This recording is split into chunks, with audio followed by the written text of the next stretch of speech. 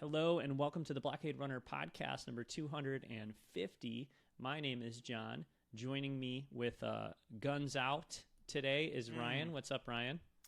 Not much, yeah. I'm got those pipes on display. Beautiful day in Colorado, so I am rocking a sleeveless shirt because I'm about to go for a run after we finish this episode. Will you be listening to the new Metallica record while you go for the run, Ryan? 72 seasons or something? If you are not watching the video of this, which is likely because we probably won't put this video up, the sleeveless shirt I'm wearing is actually a Metallica and Justice for All shirt. So no, I would not be caught dead listening to the band that I'm wearing the shirt of. You never know if someone would stop me and be like, hey, cool shirt, what are you listening to right now? I gotcha. Okay, Yeah, fair enough. Fair enough. Yeah. We are going to put the video up, by the way. So Cool. I hope you're feeling good about how your arms look. I think they look great. But you know, the video is going up. They are small and white. So, yeah. All right, cool. Well, we are committed to doing a shorter show today because I have a time constraint that I have to hit. So we are going to celebrate our 250th episode of the Blockade Runner podcast. Wow. We're talking a little bit about, 250 episodes. Yep.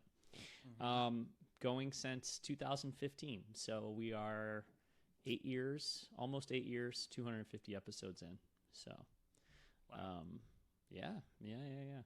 But anyway, we are going to talk about Jedi Survivor a little bit. Neither one of us has played it a ton, but we have both started it. So we'll talk a little bit about Jedi Survivor. And then we are going to discuss Mandalorian Season 3 and sort of the fandom reaction to it, as well as maybe some ideas for where things are headed. Via a voicemail from our friend Rural Farmboy. So we'll play that one in a few minutes. And then we'll see how much time we have left. We might talk about a little bit of Star Wars news as well. So we're going to kick it off here with Jedi Survivor, which released, we're recording on Sunday. It released 2 days ago, I suppose. It released on Friday. I had a busy weekend, still have a busy weekend, but it's been a busy weekend. So I was not able to play on Friday. I was able to play just a little bit on Saturday and tried to squeeze in a little bit of time before we recorded today, but I've played maybe an hour. Sounds like you've played, I bet you've played a little more than me, but I'm not too far. So how much have you played, Ryan? Or that kind of like... Maybe an hour. Okay. I've played through the first boss. Okay. I think I may have played through the first boss too. Is the first boss an Inquisitor, Ryan? It certainly is. Yeah, okay. So I think I just finished that part.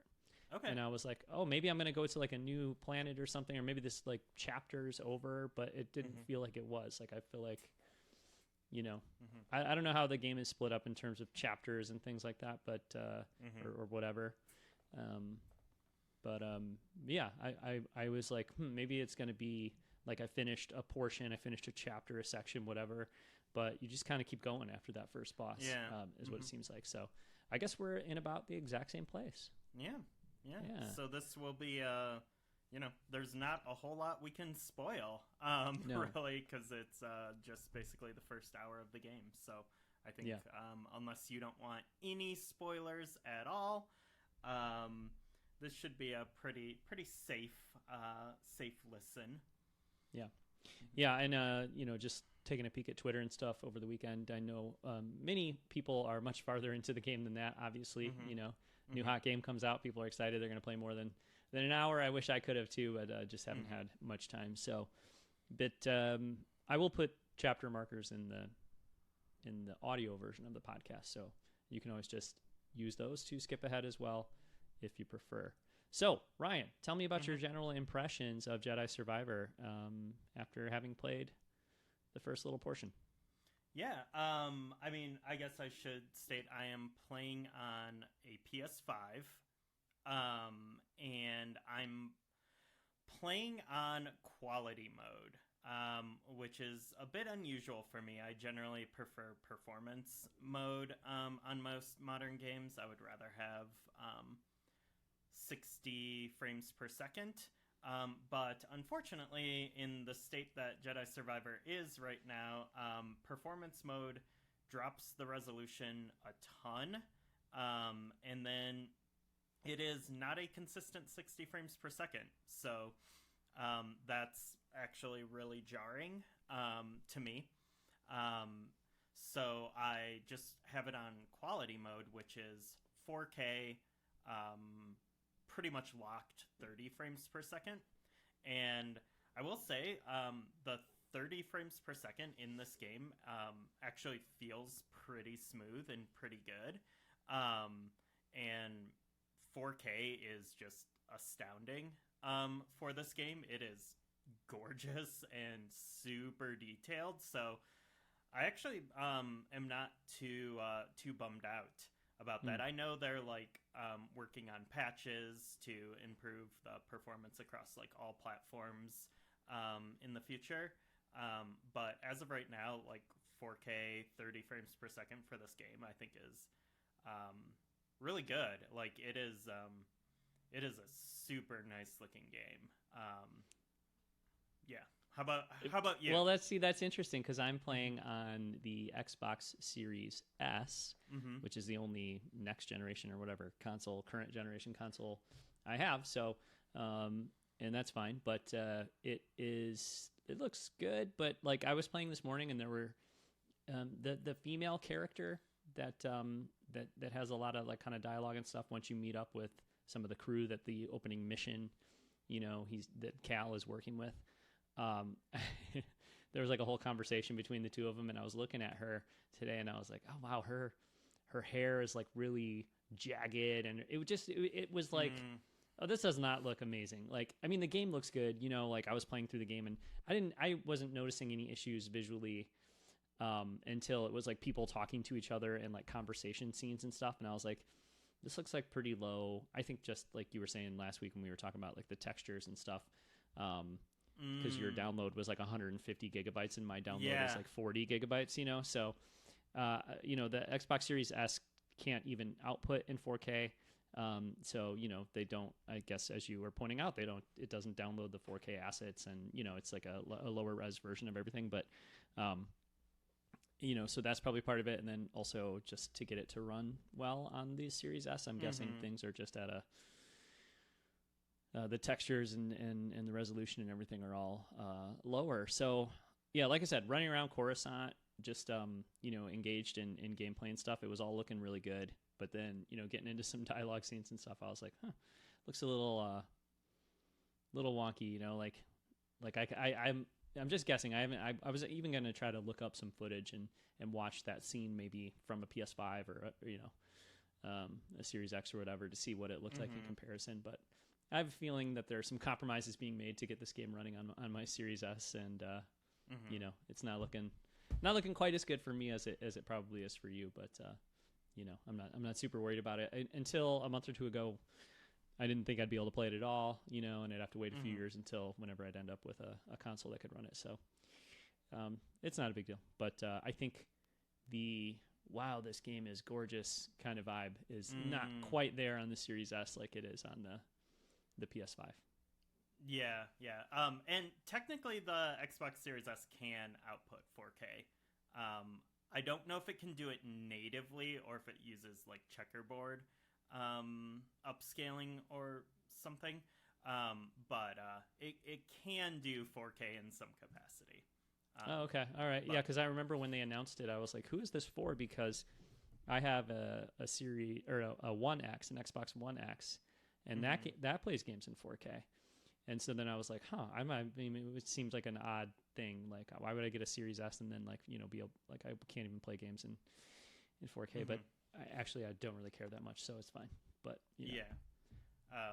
there's a bunch of hardware weirdness between those two consoles in particular. But overall, the Series S is like a little bit better than the One X for performance and stuff.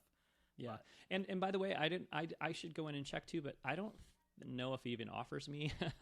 I don't think it even offers like a quality mode versus performance mode or whatever on the Series S. I think it's probably just like this is the mode that you can play in to make this thing work on this system. Yeah.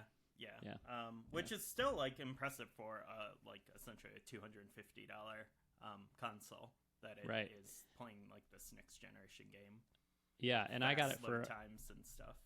Yeah, and I got it for $150. I got the Series S for $150, and actually I got it for $0 because I used a Verizon credit that I had to pay for it. So it was it's a $300 console that I paid $0 for, or $150 of Verizon credit. So it was a crazy deal for me. So that's why fantastic. I went with the Series S, and yeah, it's great. I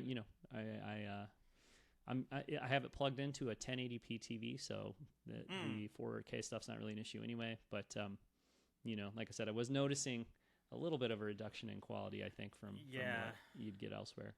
I also don't think have it's the texture. I think it's the texture pack issue. That's why it's 150 gig download on PS5 and a 45 gig download on Series S. They just don't have those textures. It's running well though, like because that's one of the things too. Because I've only played an hour, but a lot of the talk in the couple days before the game released was like, it has a lot of technical issues, and it's going to be a lot of trouble and whatever. It seems like now that has a lot more to do with the PC version of the game than the console versions. Yeah. But so anyways, I was waiting to see, like, am I going to have issues? Is it going to have, is it going to lock up, or, I haven't had any problems, but I've only played an hour, so. Yeah. Nice. As far as the game itself, I do think in this case, I do think, like, the like 4K presentation does the game a service, because the beginning of this game is incredibly cinematic. Like, it feels like something that could start a Star Wars movie, in a way, because it's like this cold open. You have California Kestis is in peril. You don't know what's going on. It's a really compelling opening. It's like pretty low key, but it's like, I don't really know what's going on. I'm trying to just like figure things out as I go, and which is like a fun way to open a Star Wars thing. And it does feel like incredibly cinematic, in the way video games do, especially like super genre stuff like this. Like, it reminds me a lot of like the openings of like the Batman Arkham games have like a very similar vibe to this, where it's like you're kind of cutting back and forth between cutscenes and like low-key gameplay. It's really cool. It's a cool way to start the game. They introduce a bunch of new characters who may not be new if you read the tie-in novel. I was thinking about that as I was like, am I supposed to know who these people are? Probably should have read the book, but also, like, they do a really good job. Like, hey, this is this character's story and personality in like 5 lines of dialogue, and you're like, okay, got it. Like, cool. These are like Star Wars archetypes. Like, it's fine. But I don't. Maybe some people like super love these characters already. But I think they're cool, and they're like a nice addition, and they kind of add to the stakes.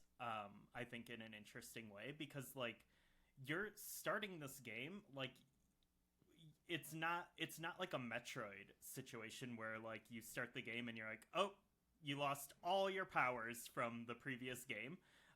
It's like you have basically all those powers, and hey, you have a lightsaber, and oh wait, you have a double-bladed lightsaber. Wait, you have 2 lightsabers. Like, you can do all these like force powers and stuff. Like, you're super powerful. So it's like, so it kind of has that like the Superman conundrum for a video game. Like, what do you do when you're the character you're playing as is like super powerful at the very beginning of the game, and not following like the kind of conventional like work your way up type thing. And like how does that work for gameplay? And for gameplay, they start with like there's definitely some stormtroopers that you just kind of like mow through, but then there's like, hey, here's these like purge troopers and like super powerful enemies like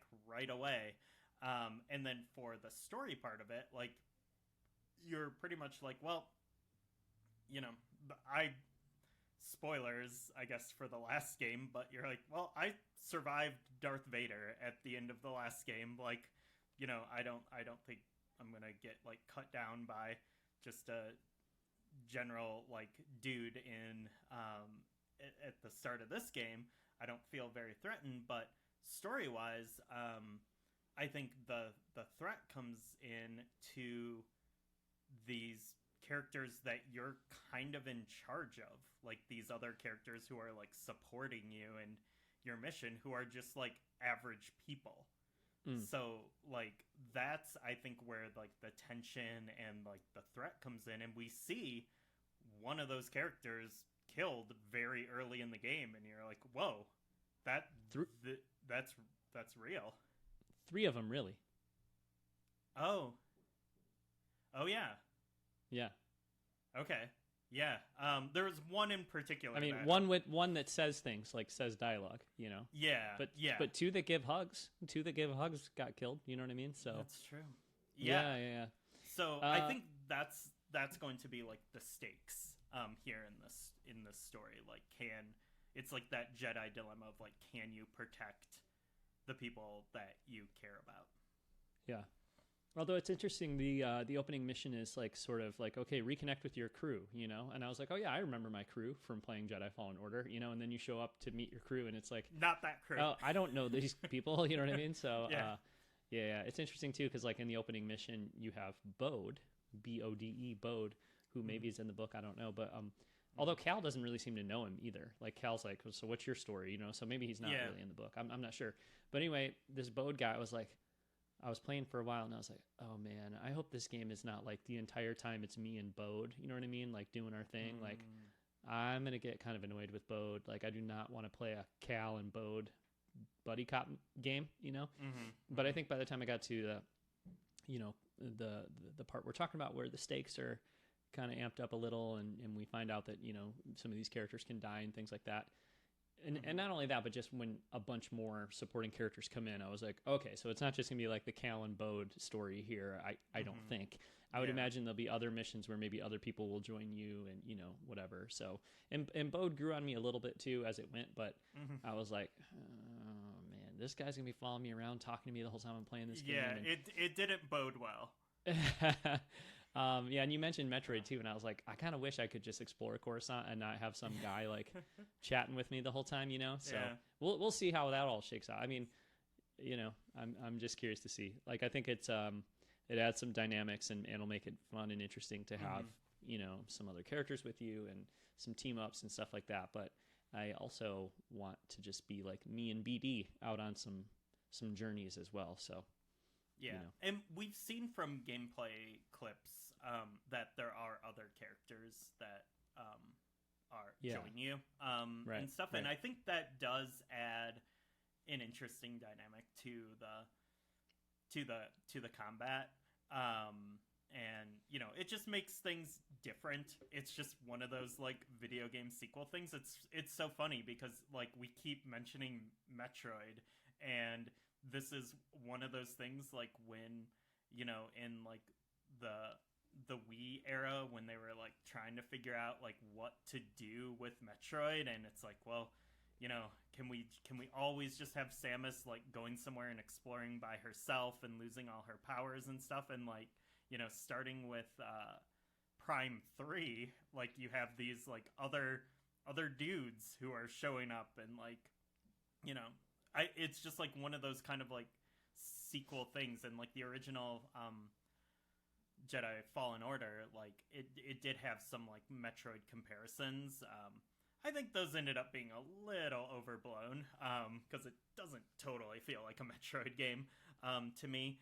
But yeah, it's like, what do you do after a game of like a character just kind of like exploring mostly by themselves? It's like, well, give them other people maybe to change the dynamic. Like, I think the Metroid comparisons are mostly valuable in the sense that like the map, because I just as you did too, I just played replayed Metroid Prime, the remastered version for Switch, and I think like the map, you know, and is inspired by Metroid Prime for sure. I feel like the way the map operates, and then you go to some planets, and then you come back to them later, and you can do things that you couldn't do the first time you were there, which is, you know, it's not like Metroid's the only game that does that, right? But there's like some Metroid Prime kind of aspects to it in that regard.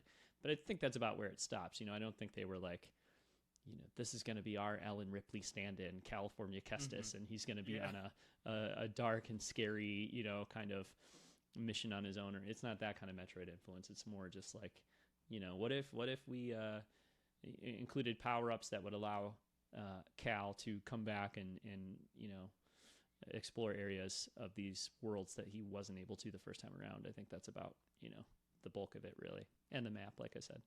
And scanning. But pretty much every game post Metroid Prime has had like scanning and, you know, environmental storytelling in that way. And you scan so much in Metroid Prime that like the level of scanning that you do in this game is like doesn't even exist compared to how much scanning you do in Metroid Prime. Oh my god. So you constantly, you know, scanning simulator. I finished with like 70% scanned when I replayed it again, and I felt like I do that every time scanning. I play Metroid Prime, and I played through that game like 5 times, and every time I'm like, I scanned everything, and they're like, you scanned 64% of everything. Right. It's like, what was left for me to scan? I will say something that like a big quality of life improvement that just is like right there from the get-go.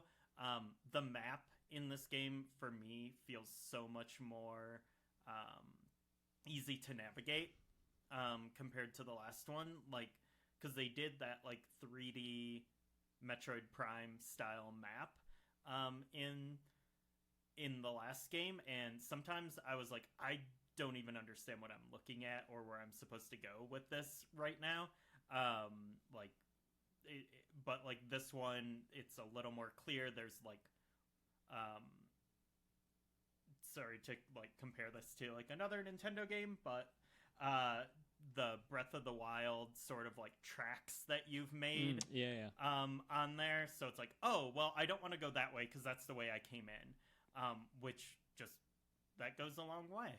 And I feel like I'm able to understand where I'm going a lot better. Yeah, I think I'm going to have to get used to it, though, too, because at least in this first mission, there's like verticality to it, you know? Like there's different levels of the area of Coruscant you're exploring. And your objective where you're trying to get to is, you know, like clear where it is on the map. And you'll get like, I would find myself getting closer to it, and then really what I needed to do was go up or down somewhere to then come back around or whatever. But I was like, I think just playing it more, I'll get used to that sort of thing. But I was like, well, I already, like, why would I go back there? But it's because when you go back there, now you have the ability to zip up to something else or, you know, whatever. So, but there were times where I was getting a little confused in the opening mission or chapter or whatever you want to call it, where I was like, I feel like I'm going back to some place I've already been, like I'm backtracking. Now, one thing that's good in this game, and I guess a lot of video games, is usually you can tell if you're on the right path or not because more stormtroopers will pop up if you stormtroopers will pop up if you're going in the right direction. So, you know, it wasn't too bad, but unless you rest and reset all the enemies. That's true too. There were a few times where I rested, or where I saved but didn't rest because I didn't want to reset them all. Yeah. There's one thing that one time I got stuck, which was like a very annoying, like modern video game type thing. Cause like I was like, okay, I think I'm heading in the right direction. I like went into this room, found like an item, and it's like, okay, cool. Where do I go from here? Like, oh, maybe I was just supposed to go in this room to like find this item, and like I need to actually go back to where I was and go a different direction. So I did that and kind of like ran around in a circle, and then I was like, wait, I must have missed something in that last room. So like I went back to where I was, and it was like, oh, you have to like walk through this like crack in the wall. Yeah.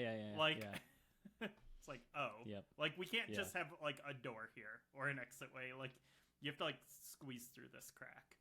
Yeah, I had that moment too, because there are some rooms that are just, you're just going into that room so you can, open up a crate and get a lightsaber part or whatever, and there's nothing else to do in that room. So, yeah, I had at least one moment like that with the shimmy through passageway. I also felt like this opening mission, this is a good thing, I think, but like overall, this opening mission was just like, okay, it's just reintroducing me to all the things that I did in Fallen Order. Like there's running along the wall passages and, shimmying through the skinny part passages and, force pushing something to open, like you just basically are doing a greatest hits of all the stuff that you did in the first game. But, that's what you need to do, obviously, in the opening, like tutorial kind of level or whatever. So, and it doesn't really feel super like a tutorial necessarily, but it certainly is introducing all of the key kind of mechanics and stuff, in the opening there. So. Yeah, but overall, game seems very cool. I'm excited to see how the story plays out in particular. It's nice to have a little bit of Star Wars while we're on like a bit of a TV break right now, but unfortunately, I may not end up finishing the game until summer-ish, because like basically the game, it's just like bad timing. I have just a lot of like life stuff going on right now, and then playing a lot of stuff for my other project, but then also I'm just obsessed and like super deep into Advance Wars remake on Switch, and like that's when I have like a little bit of time to play something. Like that's what I've been wanting to play, and I want to play through that and finish it. So, and then we're also 2 weeks away from the new Zelda, and then once that hits, it's game over. So there's a big chance that I don't get back to Survivor until post Zelda. I'll probably play it like a little bit here and there, but probably knowing that it is like a 15 to 20 hour game, like it's probably not gonna happen until like June-ish. Yeah, unfortunately. Yeah, I'm with you. I don't think. Well, I can just flat out tell you right now, I'm not going to finish it before Zelda comes out, and then Zelda's definitely going to really slow down my progress. I do hope to like maybe play it once a week or twice a week, maybe once Zelda's out, Probably not in the first week or two that Zelda's out, but after that, maybe hopefully come back to it a little bit here and there, and try to finish it I up, mean, maybe Zelda will suck, and then we'll be like, cool, I'm glad I have this like backup plan. Yeah, I don't think so. I don't think it's going to suck. Yeah, me neither. So, yeah. But so we probably won't have the most timely coverage of Jedi Survivor on the Blockade Runner podcast, but I'm sure plenty of other shows will. But we'll definitely like kind of check back in on it and see where we're at, and I'm sure we'll both play a fair chunk more before Zelda comes out. So yeah. All right, cool. Well, then let's move on to sort of next section of the episode here. Last week at the end of the episode, we were hoping to listen to this voicemail from our friend Rural Farmboy, who weighed in on the discussion around the Mandalorian Season 3 and that sort of thing. Didn't have time to do that last week, so we're gonna do that now. Ryan, I'm gonna try to play it live on the show, so you'll have to give me a thumbs up or let me know. Hopefully you can hear it, and it's included in the recording here. So let's check in with Rural Farmboy. Howdy, John and Ryan. It's your long-time listener friend, Rural Farmboy, RFB. Want to send you a quick little message here. I hope it's quick and little. Just sitting at home and listening to your review of Mandalorian Chapter 23, The Spies. And at the start of the pod, Ryan brought up some things that I agree with, where he was saying he was taking notice that some folks are kind of putting their opinions out but they're stating them as like they're a fact, which That can't be. An opinion is an opinion. Neither right nor wrong. It's an opinion. Just like good or bad, they're both opinions. I've been seeing some of that, and I've been hearing quite a bit of it over the past couple years in my playlist. And I'm not calling anybody out because that's John, you run Blockade, run Twitterverse. That's not what I do. But I can speak to that because I've been hearing that.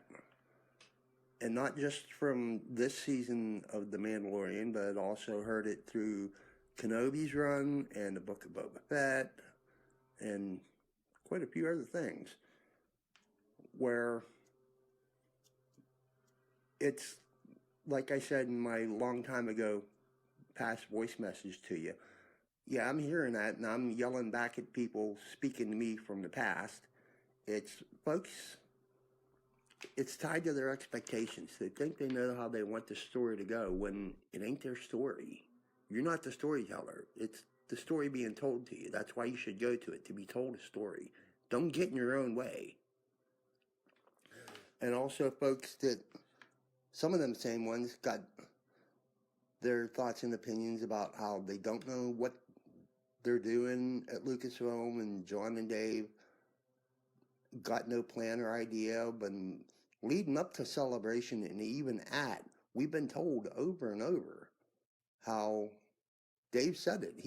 They've got this big whiteboard where all their thoughts and ideas are being planned out from Mando season 1 to where it's going to go and meet up with what they're going to be having Dave Filoni tie up everything that's not just Mando, but also Skeleton Crew and Ahsoka. There's stories that are going to cross over with each other through that timeline. They've got a plan. Just be ready. Because I follow spoilers, and I see where this is going. And by the time you're getting this, you're also going to be reviewing Chapter 24, which dropped today. The last Mandalorian Wednesday. And some folks are wondering why Thrawn didn't turn up.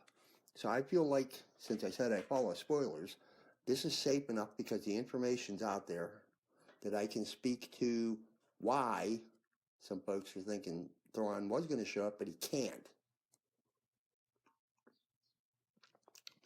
It's because when we seen him get took away by the Imperial on Lothal, he turned up in a new spot in the galaxy. It's not the unknown region. It's not wild space. It's kind of being termed right now as new space is where he is. Ezra's off on his own thing. And this is also safe because the info's out there, is for Ahsoka. It's going to be, there's 8 episodes, and the first 4 is going to be Morgan Elsbeth. Remember her? That based off Ahsoka in Mando Season 2, Chapter 14, the Jedi. Yeah, she's fixing to go get him. And then he'll turn back up then, which should be right around the timeline of The Mandalorian Season 2. And that's all I'm going to say about that. But, there you go, boys. Looking forward to the next show in my podcast playlist. And until then, may the Force be with you. See you on the radio. Okay. Sorry, I was muted there. But yeah, so thanks very much to Rural Farmboy for the message there. You know, a couple things for us to respond to, Ryan. One is, of course, you know, audience expectations, specifically for Season 3 of Mandalorian, but, you know, just for Star Wars and media in general, audience expectations. So, you know, there's that element of it. And then, of course, the Thrawn of it all and where things are going with Ahsoka and Thrawn's story. So I've listened to the voicemail a couple times now, getting it ready for last week's show and then for this week's show. So let's throw it to you. What are your kind of reactions to Anthony's message there? Yeah, I mean, I I think expectations are a natural thing for viewers, like especially with Star Wars. Like we like a lot of us, you know, the kind of, I guess, middle age of Star Wars fans.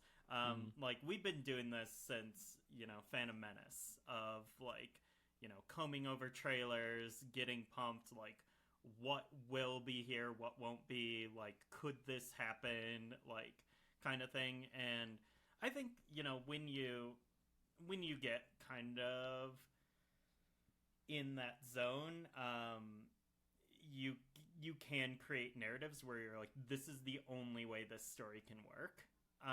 And I think that's like kind of a natural thing, or like, this is the best way because what I have in my head is amazing. You know, because our minds are the greatest cinema ever. So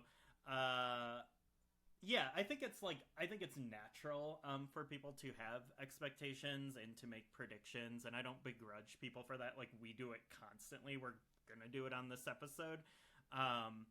And sometimes, like, you know, expectations can be like really like excited and like hype, and sometimes expectations can be really cynical and low. And you know, like, I'll admit, I was going into season 3 of Mandalorian with incredibly low and pretty cynical expectations, and I ended up being like so pleasantly surprised. And I think that's really like what I want out of Star Wars, which I've said a million times on this show. Like, I'll make predictions and whatever, but like, what I really want is to be surprised and challenged. Like, I don't want things to go exactly how they are in my head, for better or worse. Like, you know, because if I had great Star Wars ideas, I would be writing Star Wars. And so I would, you know, I want to be surprised and challenged, and like Mandalorian season 3 did that so well for me. Yeah. No, I totally agree. I mean, I think, to me, making predictions or having expectations for stuff is a huge part of the fun, right? So, like you said, we do that on the show. We've been doing that for 20 plus years, and there's always a lot of time between when something is announced, or, you know, we find out about it, to when we actually see it. And so in that time, if you love something, you're thinking about it, you're building up expectations, making predictions, etc., of what it's going to be. For me, I think what's most important anyway, you know, for me, is that when I have those expectations, or I make predictions for myself, or, you know, I anticipate what something's going to be, I think it's really important to be open to it not being that, you know, kind of like you were saying. And I think sometimes when people get the angriest and the most upset, it's because they spent so much time convincing themselves that, I think you used this phrase, Ryan, like that there's only one way this story can go. It has to go this one way. Then when it doesn't, it feels like sometimes it almost feels like a betrayal or something, right? But, you know, the other part of Anthony's message that I really respond to, that resonates with me, is, you know, the way we sometimes talk about creators and the creative people and that make stuff. And I think, you know, I've done this many times myself too, but I try to stop myself from doing it. I don't think it's a particularly, I don't know. I don't think it really benefits anybody when we kind of get into these ways of talking about creatives, like, you know, they don't know what they're doing, or like they don't have any, you know, like, there's just the process of creating stuff like this is, there's so much to it. And even when something like doesn't turn out all that well, it's still pretty impressive, like, you know, what people are able to do. And you know, so when, like, oh, well, season 3 didn't hit for me, therefore these guys don't know what they're doing, and they're not trying, or they're lazy, or, you know, that kind of stuff is just like really not productive. And I, you know, it's okay to be disappointed by stuff. Obviously, it's okay to, you know, not enjoy something. But I think when you get into a place where you're making it personal, and again, have I done this? Yes, I've done it. Do I do it sometimes? Yes, I do. Like, do I think I should? No, not really. You know what I mean? And so, I don't know. I think, you know, if you don't like something and you're disappointed by it, like, vent, get it off your chest, you know, be unhappy, whatever, that's fine.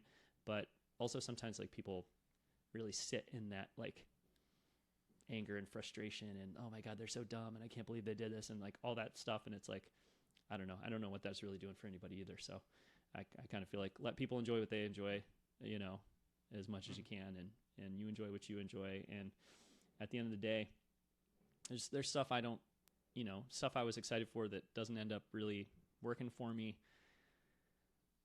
And I'm disappointed, but I gotta try to move on, right? Like, because when you just sit in it and resonate with it, I just, like, I don't want to feel that way. You know what I mean? And then what's the point of putting that out there into the world over and over all the time too, you know? So yeah. I don't know. I mean, and I think, like, especially when we're talking about, you know, mass market media produced by the largest entertainment corporation on the planet, like, I think, you know, it's not to say don't be critical of that. Like, right. I think, you know, I think a critical lens is also important to, you know, parsing out, like, what you do enjoy and don't. Because I think, like, also, I don't think it would be, like, you know, satisfying as a fan to just, like, completely turn off all your critical capacity and just be like, that was fine, that was fine, that was fine. Like, I mean, that's eventually, I don't know. I think, like, you know, really lean into the stuff that you do like and really try to, like, understand why you don't like things. But, you know, as was stated in the voicemail, opinions are not facts. I think there's facts that are rooted in opinion and vice versa. And I think, you know, there is, like, when there is, like, this narrative of, like, you know, Disney, Star Wars, the creators don't know what they're doing, they don't have a plan. Well, I mean, that's a huge opinion. There's also some factual evidence behind that. There are, like, the, you know, creative changes in the film lineups and the creators and everything there, and you know, the sequel trilogy, like, they had a plan and that plan did not work out. And so I think there is, like, something to that, and it's not, like, completely without merit, but, you know, you gotta really I don't know, like, be able to kind of, like, sort that stuff out in, like, a not crazy person way. I think it's the way you talk about it, right? It's the way you talk about it, because it's like, it's one thing. It's like, if he's like, okay, the sequel trilogy, they didn't have a plan, you know, they were flying by the seat of their pants. They didn't have a plan. And, you know, like you said, there's evidence to support that position, right? So, okay, so you can feel that way. You can say those things, you know, but there's a way to say that and be like, wow, I think it would have been better if they had a plan, you know, or I might have enjoyed those movies more if they had more of a plan, or if things went the way they initially planned that they would go. But then there's they ruined every, you know, I mean, like, there's this hyper emotional, like, they, you know, betrayed us because they didn't have a plan and they're idiots and they're, you know what I mean? And it's like, I think there is a certain, like, one of the things that Rural Farmboy said there that I really agree with is, like, it's not your story to tell, you know what I mean? And do we have like a feeling of ownership and entitlement over Star Wars? Of course we do, because we love it, right? And it is being made for the audience. But at the end of the day, like, if you respect creative people and you respect the creative process and you want something that has personal touch and heart and, you know, real love behind it, then you have to be willing to let, you know, a filmmaker tell the story they want to tell, instead of, like, whatever story you've decided they must tell, you know? And I think, like, you know, as you were talking about, hey, it's okay you shouldn't just like everything. You shouldn't just accept everything, you know? And if you were just like this unfeeling robot who was like, you know, every Star Wars thing is beautiful, I love it so much, you know, there's not a lot of joy in that either, right? Like, for sure. And I was thinking of, like the Toro Calican episode of the Mandalorian season 1, which I don't like very much, you know. Nope. Or I was thinking of the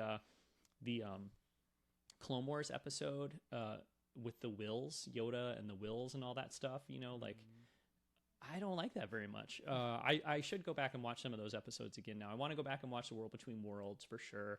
I want to go back and watch that Yoda and the Wills episode, but they did not work for me very much. But I also, my brand, you know, my personal brand is not like Dave Filoni's an idiot because those episodes suck and like I can't believe he did that shit to us. You know what I mean? Like that's not like you can I can dunk on and like not really enjoy and even maybe make fun of a little bit some of that stuff, but like at the end of the day, how much energy am I putting into enjoying and celebrating the stuff that works for me versus how much energy am I putting into you know, trash talking the stuff or being angry about the stuff that doesn't work for me. And also at the end of the day, how much energy am I putting into trying to understand why a story was told the way it was and why the people who made it may have wanted to tell the story that way versus how much energy am I putting into, you know, trying to make whatever they did fit into the thing that I expected it to be in the first place. And I mean, it sounds almost, I hope it doesn't sound like arrogant or whatever, but like, I honestly think it would be better for people's emotional health and whatever. And just like, I just feel like I feel better when I'm more focused on the stuff I enjoy and I'm more focused on trying to understand why things, you know, are the way they are versus being pissed off about the stuff I don't like, you know? So I don't know, cause there's plenty of stuff I don't like. I just try to move on from it, you know? I don't know. So that's where I'm at. Yeah. Yeah, I don't know what else there is to say about this except just a general statement. Rotten Tomatoes and Metacritic user reviews need to be abolished. Yeah. In general. I think, you know, but I think like there's so many ways to, it's just like politics. Like there's so many ways to just platform on like just ultra negativity, or ultra positivity too. Like, and cause I think like, you know, we generally use like the term like being critical of something in like people are being like negative and picking it apart, but like you can also like be critical of things that like you really like or think are really well made and, you know, really be thoughtful about that. And I think some people are critical in like a basic sense and negative, and some people are like uncritical and positive in ways too, which I also don't feel like, I mean, whatever, like that's fine if that's how you consume media and stuff, but yeah, I don't think that's super fulfilling either, or like thoughtful. Yeah, I don't know. It's, you know, it's been like this since we were kids. It was literally this same stuff was happening in like a different way when I got into Star Wars. Like I've said so many times on the show, like I didn't watch Star Wars like as a super young kid. Like I didn't see the movies, you know, in the original theatrical runs because I wasn't alive for most of them, and also like I didn't have like the VHS tapes or anything, and didn't ever see them on TV, and you know, their just access was like limited for such a huge thing. Like I just didn't see them growing up, and then it was, you know, it was the special editions in the theater, and I think like I had finally like kind of watched the movies like when the THX VHS came out, but then it was the special editions in the theater where I felt like that super strong connection, where I was like, you know, seeing them like with people and like on the big screen. I was like, oh wow, these are like special, like compared to like other, you know, things that I like enjoyed at that time. And then like kind of immediately after that, like I got to experience people being like, the special editions are the worst thing to ever happen to Star Wars. Like, this is completely ruining my childhood. And then and then like then it was the build up to Phantom Menace, and well, everyone loved that movie in the previous, so it was fine. But yeah, so I feel like I've just been experiencing this for the entirety of my Star Wars fandom, and honestly, like, the fact that people like care enough to be so angry, like, what, like, you can be like, Star Wars is worthless, it doesn't matter now, like, it's Disney's ruined it, like, whatever, and it's like, well, you're still obsessed with it, and you're still leaving 0-star like Metacritic reviews and being like super mad about it. So I mean, it's more relevant than you. Yeah,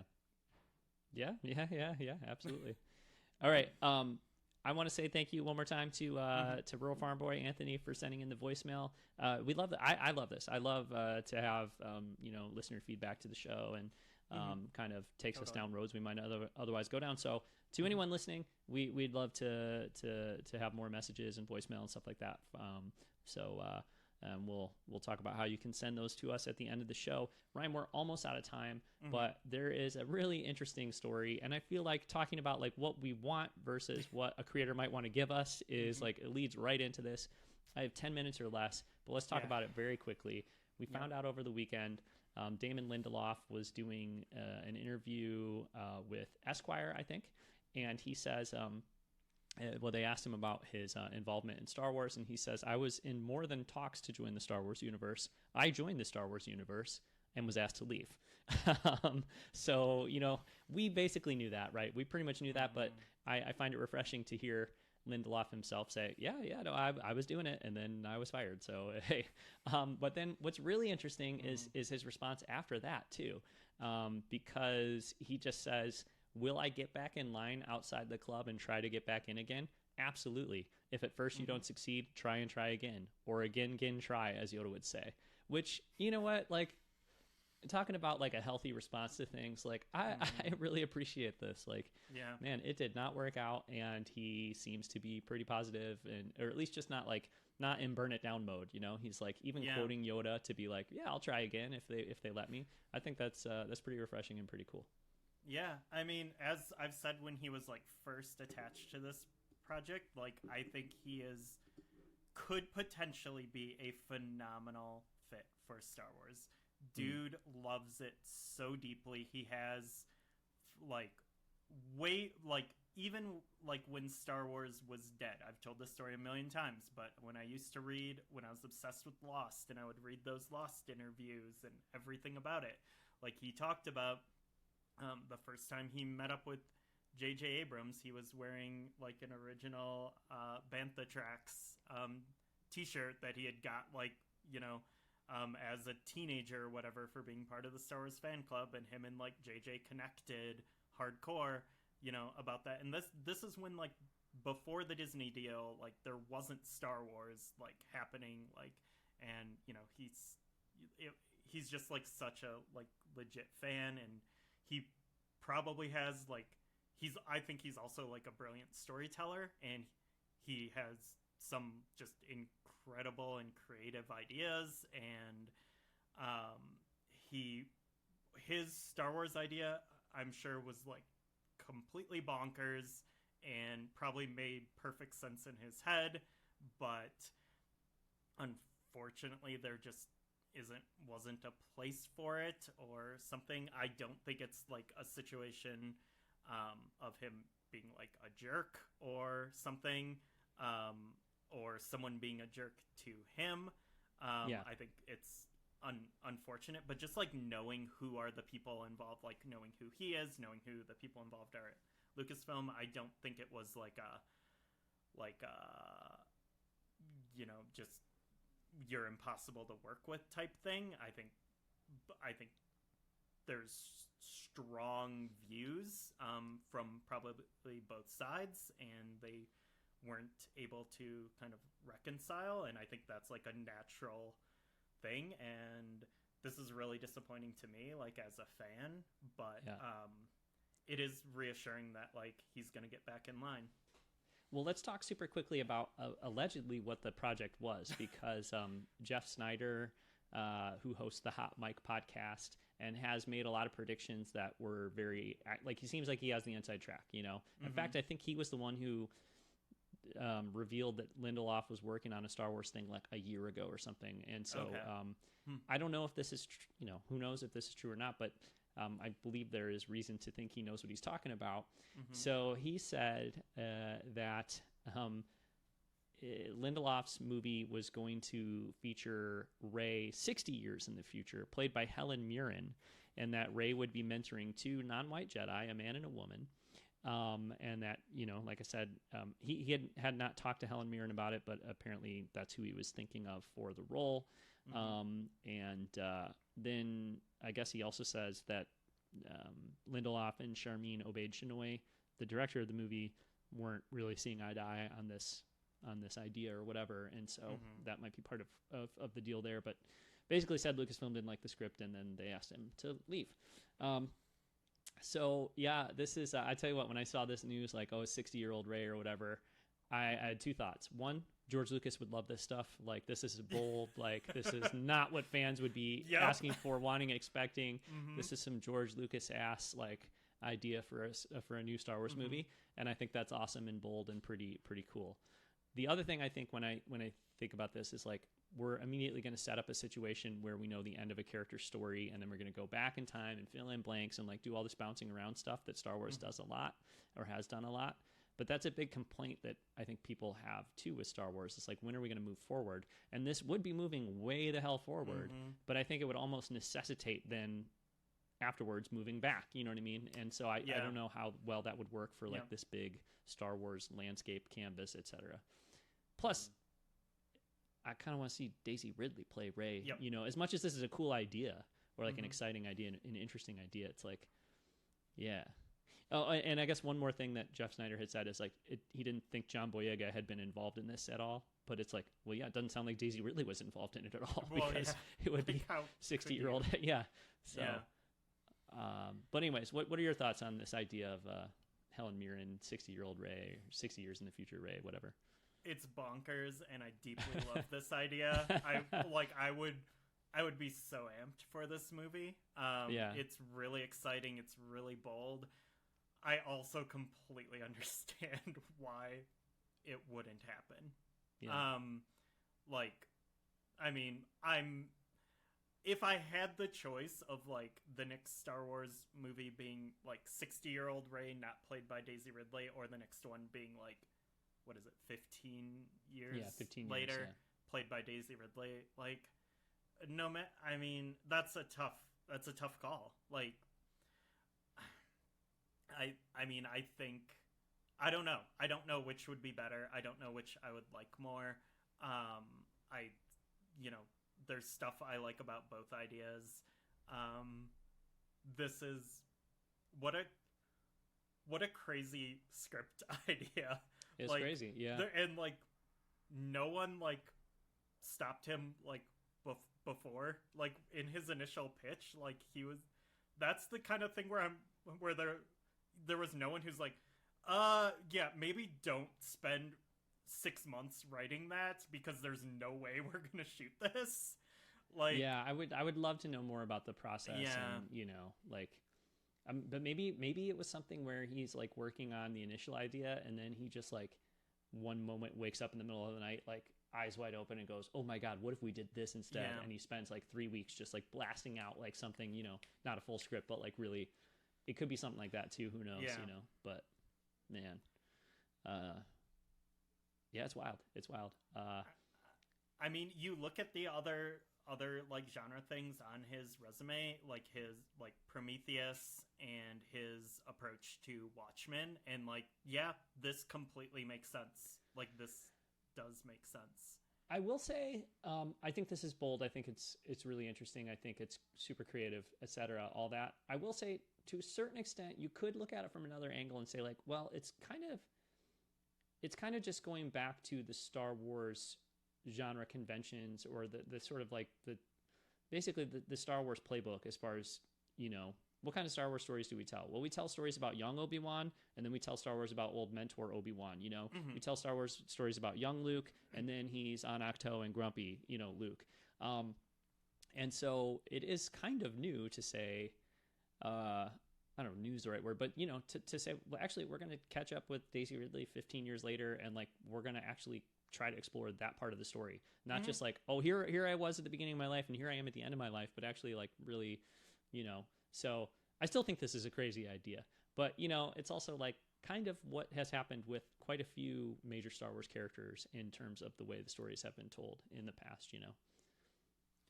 Yeah, I think, like, what would have been different about this is, like, it wasn't, like, you know, like, The Last Jedi didn't happen 5 years after Return of the Jedi, like, kind of thing. Because, you know, I think people were expecting Daisy Ridley to, or hoping, you know, Daisy Ridley would return and we'd get, like, the next chapter. Because that's, you know, kind of how they set it up. So this would have been, like, just, you know, a huge fast forward. And then you're right. Like, then we would have gone, you know, backwards. And yeah, like, I get why it's not happening. I think this could have been a cool direction, but also there are probably so many other plates spinning that, like, if we had gone in this direction, like, what do you even do with, like, all the other kind of, like, logical progression